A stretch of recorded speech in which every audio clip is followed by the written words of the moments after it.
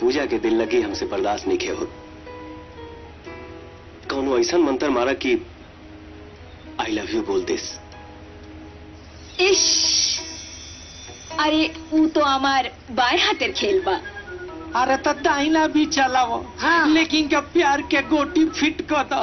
इनकर दुख देखो लिखे जात। इनकर दुख हम अपन मन मोहिनी मंत्रों से सुख में बदल देव। कैसे? लेकिन एक काज करे के पड़ी। इनकर आके ओकर बाल काट के ले आवे के पड़ी।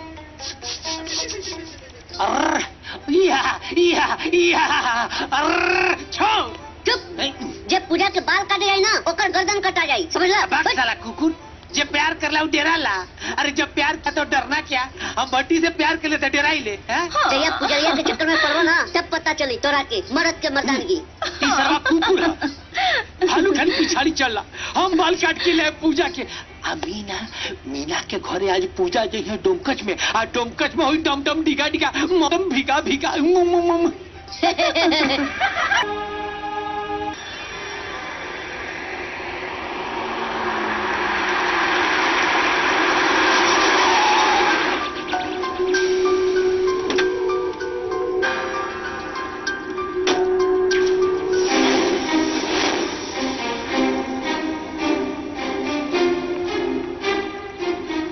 हट जा हमारे रास्ता से।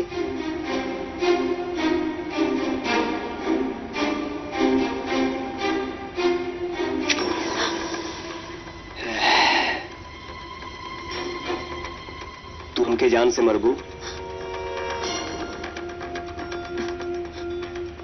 ला अपन दिल के अरमान पूरा कर ला। ला मारे से पहले एक बार आई लव यू बोलता, ताकि तोहरा नाम से धड़के वाला ये दिल के धड़कन प्यार से बंद हो सके।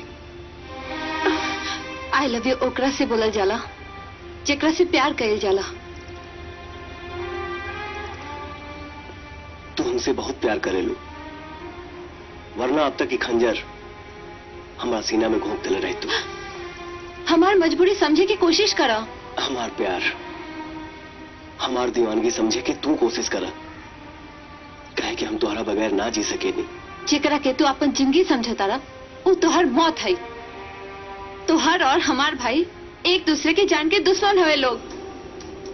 भाई का पूरा दुनिया दुश्मन बन जाओ, लेकिन हम तोहरा से प्यार करें नहीं और मरते दम तक करब। तुहारी जिद तोहके मौत के नींद सुला दी, और तोहरे जैसन प्यार के देवता की मौत के कारण हम नहीं बनल चाहत।